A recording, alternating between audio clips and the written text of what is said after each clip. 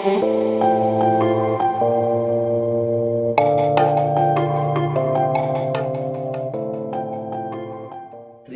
ദൈവത്തിന് മഹത്വം ഉണ്ടായിരിക്കട്ടെ.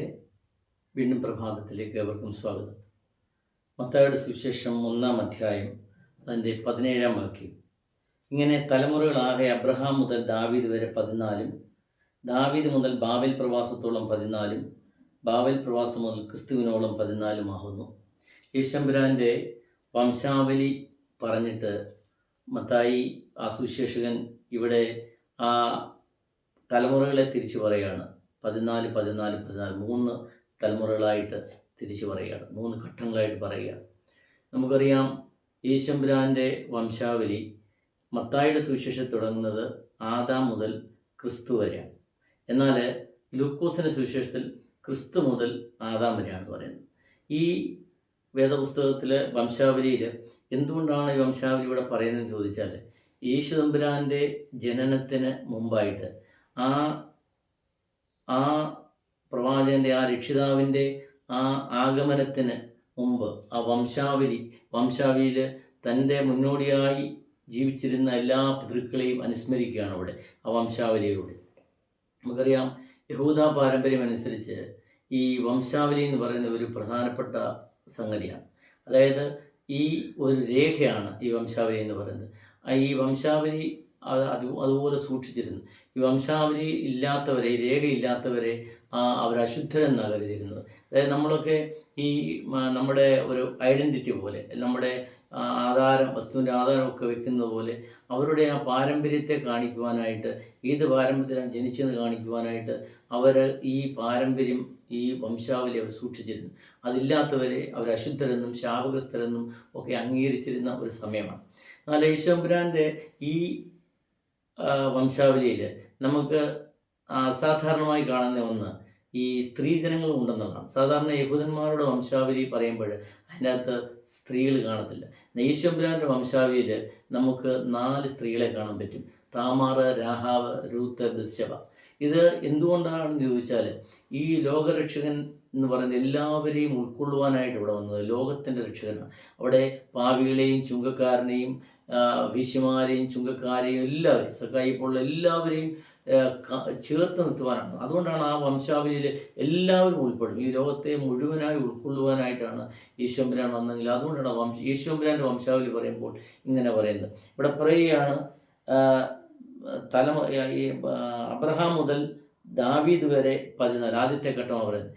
അതെന്ന് പറയുന്നതായിരുന്നു ആ യഹൂദ പാരമ്പര്യത്തിലെ ആ വംശാവലിയിലെ ഏറ്റവും സുവർണാവസരം എന്ന് പറയുന്നത്. മനുഷ്യൻ നന്മയ്ക്കായി ജനിച്ചു എന്ന് കാണിക്കുന്ന ഒരവസരമാണ്. എന്നാൽ ദാവീദ് മുതൽ ബാബേൽ പ്രവാസം ആയപ്പോഴത്തേന് ഈ ദൈവത്തെ ത്യജിച്ച് സ്വയമായി അവർ ദൈവത്തെ വിട്ട ഒരു ജനതയെ കാണുന്നത്. അതായത് ദൈവത്തെ വിട്ടുപോയൊരു മനുഷ്യരെയാണ് നമ്മൾ കാണുന്നത്. അപ്പം അത് കഴിഞ്ഞ് ബാബേൽ പ്രവാസം മുതൽ ക്രിസ്തുവിന് വരെ ഉള്ള ആ കാലഘട്ടം എന്ന് പറയുന്നത് ഈ അടിമത്തമായി പാപം ചെയ്ത് തെറ്റിപ്പോയി, അല്ലെങ്കിൽ അടിമയായി ജീവിക്കുന്നവരെ യാതൊരു വിമോചകൻ്റെ പ്രത്യാശയ്ക്കായിട്ട് ആ വിമോചകൻ്റെ വരവിനായി ഇവർ കാത്തിരിക്കുന്ന ആളുകളാണ് നമ്മളവിടെ കാണുവാൻ പറ്റുന്നത്. നമുക്കറിയാം ഇതൊരു അബ്രഹാമിന് കൊടുത്ത ഒരു വാഗ്ദത്തത്തിൻ്റെ പൂർത്തീകരണം കൂടാണ്. നമ്മൾ ഈ വംശാവലിയിൽ കാണുന്നത്, ആദ്യമേ കാണുന്നത് യേശുമ്പുരാൻ്റെ ആ കുടുംബ പാരമ്പര്യത്തിൻ്റെ ആ നിർണയമാണ്. യഹൂദ ഗോത്രത്തിലെ, അതായത് ഇസ്രായേൽ ഗോത്രം 12 ഏറ്റവും ശ്രേഷ്ഠമായ ഒരു ഗോത്രമായിരുന്നു യഹൂദ ഗോത്രം. അതിലെ ദാവീദിൻ്റെ കളിപ്രദേശത്തു നിന്നുമാണ് യേശുമ്പുരാൻ, ആ ദാവീദിൻ്റെ ആ പരമ്പരയിൽ വരുന്നതാണ് യേശുമ്പുരാൻ എന്ന് പറയുന്നത്. അതുമല്ല, ഇവിടെ ഈ ഒരു ലോക രക്ഷകനെ ആയിട്ട് വരുമ്പോൾ ആദാമ്യ പാപത്തിൽ നിന്നൊക്കെ എല്ലാവരും ജീവിക്കുമ്പോൾ അതിൽ നിന്നൊക്കെ രക്ഷപ്പെടുത്തുവാൻ രക്ഷകൻ വരുന്നുണ്ടെന്നുള്ളൊരു അതിൻ്റെ ഒരു പൂർത്തീകരണം കൂടാണ് ഈ വംശാവലിയിലും യേശുവിൻ്റെ വരവിലൂടെയും കാണുന്നത്.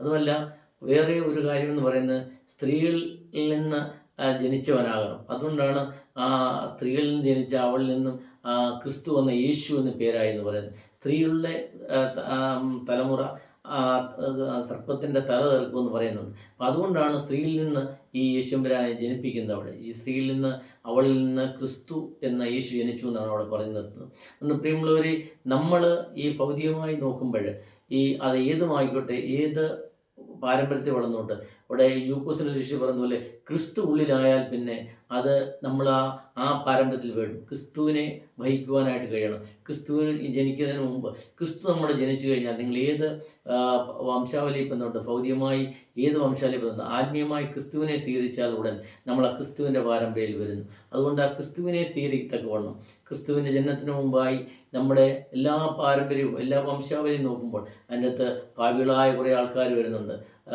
അനർഹരായ കുറേ ആൾക്കാർ വരുന്നുണ്ട്. അവരെയൊക്കെ ഉൾക്കൊള്ളുന്നതാണ് യേശുവിന്. അതുകൊണ്ട് യേശു നമ്മുടെ ഉള്ളിൽ ജനിക്കുവാൻ നീ പാപി ആയിക്കോട്ടെ, നീ എന്തും ആയിക്കോട്ടെ, നീ മാനസികമായിട്ട് യേശുവിനെ അംഗീകരിക്കുമ്പോൾ എല്ലാം നിങ്ങളുടെ പാപങ്ങളെയൊക്കെ ഏറ്റുപറഞ്ഞ് ആ ലോകരക്ഷണിലേക്ക് നോക്കുമ്പോൾ ക്രിസ്തു നമ്മുടെ ഉള്ളിൽ ജനിക്കുമ്പോൾ നമ്മളും ആ വംശാവലി വന്ന് പെടും എന്നുള്ളതിന് യാതൊരു സംശയമില്ല. അതുകൊണ്ട് യേശുവിൻ്റെ വംശാവലിപ്പെട്ടുകൊണ്ട് യേശുവിനെ സ്വീകരിക്കുവാൻ തക്കവണ്ണം, യേശുവിനെ നമ്മുടെ ഉള്ളിൽ ജനിപ്പിക്കുവാൻ തക്കവണ്ണം അതിനുള്ള ഹൃദയം, അതിനുള്ള വിശാല മനസ്കർ ഉണ്ടാവട്ടെ എന്ന് പ്രാർത്ഥിക്കുന്നു. ദൈവത്തിൻ്റെ പരിശുദ്ധം സഹായിക്കട്ടെ എന്ന് പ്രാർത്ഥിക്കുന്നു. ദൈവം നമ്മെ സമൃദ്ധമായി അനുഗ്രഹിക്കട്ടെ.